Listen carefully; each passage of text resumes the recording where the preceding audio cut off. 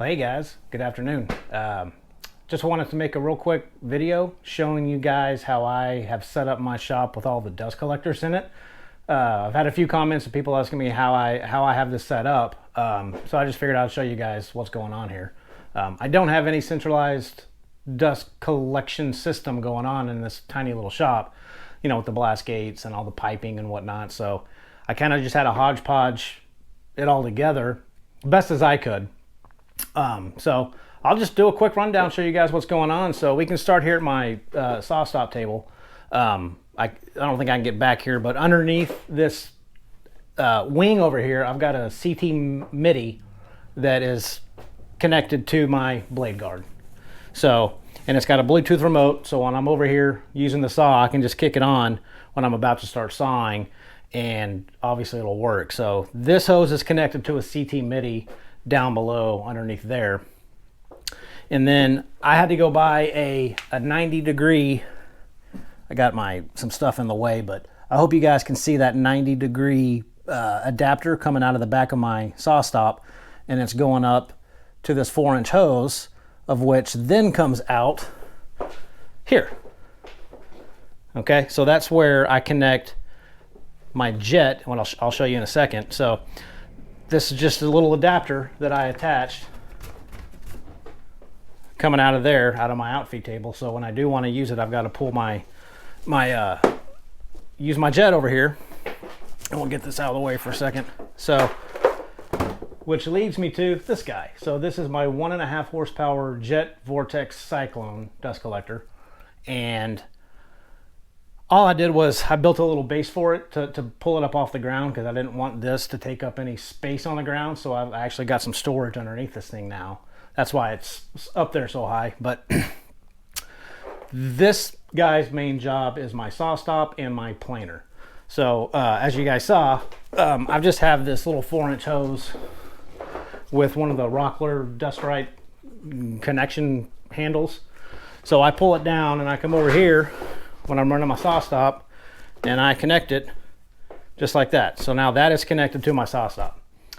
When I do have to pull out this beast of a planer and put it on top of my outfeed table, I use this same hose to connect it to my planer. So this dust collector kind of serves dual purposes for my saw stop and my planer. So that's it for like my saw stop station, my table saw station.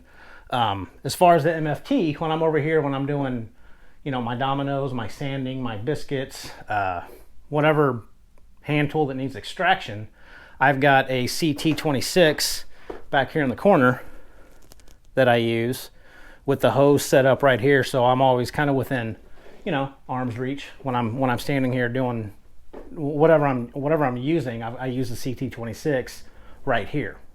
So that works out real well. Bluetooth hose, so I don't have to, you know, walk the 2 or 3 feet around the corner to turn it on. So it makes it real easy. So I use the CT26 for all of my MFT stuff. I just think that's the easiest. We can spin around here, and for my miter saw, I've got a dedicated CT MIDI that I have it connected to the back of my Capex with a 36mm hose. Guys, if you know how to shorten these Festool hoses, let me know, because obviously this is long, okay, and it's affecting the suction.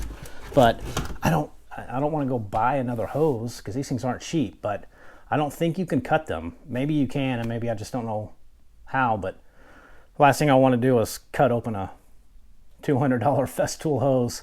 But it's a 36mm hose. I used to have a 26 or 27mm Festool hose, and as soon as I put the 36mm on, I could definitely tell the difference. It does work a lot better, and I think it would work even better if I shortened it. But anyway, so I've got the dedicated CT MIDI for my Capex,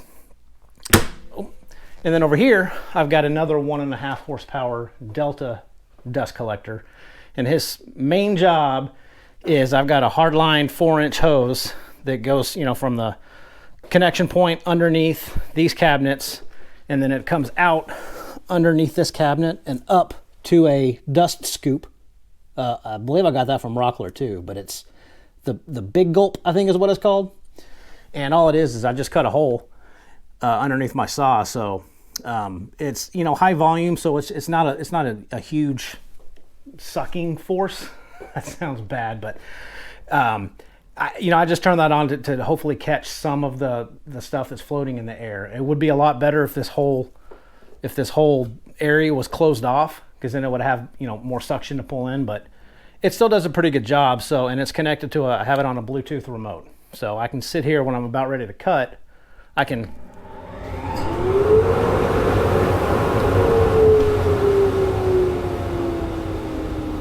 cut that on, and then obviously when I start to cut with a Capex, it automatically cuts on the CT MIDI. So I've got kind of two extractions going on at the same time when I'm over here at my miter saw. It's still a dirty saw. It's, you know, miter saws are dirty. It does do a pretty good job. I think if I tweak the cabinet a little bit, it would do better, but it's hard to get 100% or 95% dust-free stuff when you're at the miter saw. But compared to my DeWalt that I used to have, it does do better, but it's still dirty. But that's how I use that station over there. Up here, I've got a little Win air filtration unit. It does pretty good. It was, you know, it's a fairly cheap little buy, but anytime I'm in here working or cutting, I just turn it on. It's got a Bluetooth remote that I have right here. So in theory, it just kind of circulates the air. And I think this might, if you take the square footage, I think it circulates the entire volume of air 3 or 4 times an hour. So when I don't have it on, I can honestly tell that I get a little bit more dust buildup on all of my flat surfaces if I don't have that turned on. So I keep it running. It's got a 0.1 and a 0.5 micron filter bag in the unit. So, you know, it probably does a pretty good job. And then I built this little guy, which I think does better than the Win. So this is just my cheap little DIY box fan filter. And these are all over YouTube. You know, people make these all the time. And I stumbled across a video and I was like, hey, that's a good idea. Let's build one. So I bought a 20-inch box fan for 20 bucks on Amazon. And these all take just your standard 20 by 20 by 1 furnace filters. And these are, you know, $5 a piece. And, you know, I can unhinge this, pull this up, take out the filter, put in a new one in, and we're good to go. And it's cheap. And anytime, I generally put this kind of anywhere in the vicinity where I'm working to kind of catch all of the immediate dust wherever I'm at. And I've changed the filter on this thing twice since I've built it, and it's been black. So I can tell it's working. I honestly think it works a little bit better than that Win up there. But, you know, I think in all, it cost me 30 bucks to build this.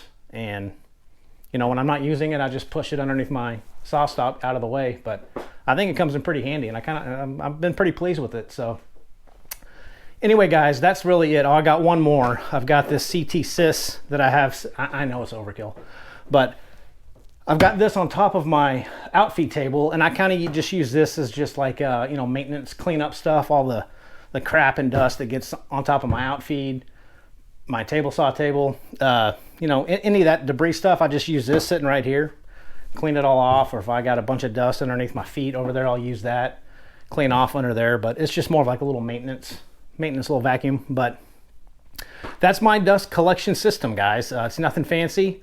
It's nothing pretty. It's just, again, it's just a hodgepodge of different machines that I kind of put where I work the most in this little shop. So I hope that helped. If you have any questions about any of the adapters or anything, just shoot me a comment and I'll try to put a link or you know, give you some more info about how I did it. So anyway, guys, that's it. Have a good one and take care.